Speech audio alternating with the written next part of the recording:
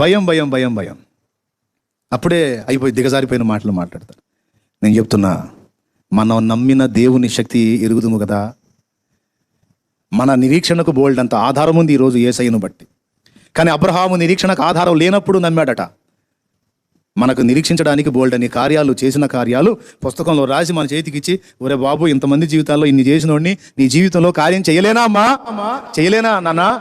ఎందుకు నీ రాశపడుతున్నావు? ఎందుకు రాజీ పడిపోతున్నావు? ఎందుకు నీరుగారిపోతున్నావు? ఎందుకు అల్ప విశ్వాసలాగా అయిపోయావు? ఎందుకు దిగజారిపోయావు అని యేసయ్య అడుగుతున్నాడు.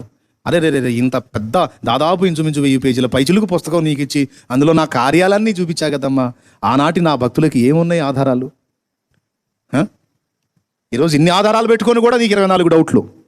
పాపం ఆ రోజు నిరీక్షణకు ఆధారమే లేనప్పుడు వాళ్ళు నన్ను నమ్మారు, నా యందు విశ్వాసం ఉంచి గొప్ప కార్యాలు సాధించారు. కాబట్టి ఇక్కడ దేవుడు మాట్లాడుతున్నాడు. పరిస్థితులతో రాజీ పడాలనుకుంటున్నావా? లేదు లేదు యేసయ్యా, నేను రాజీ పడను. నాకు ఇంకా నీ కార్యాల పట్ల ఆశ ఉంది. నేను నా ప్రాణం పోయిందాకా నా ఆశ చావదేసయ్యా అని ఎందుకన్నావు నువ్వు?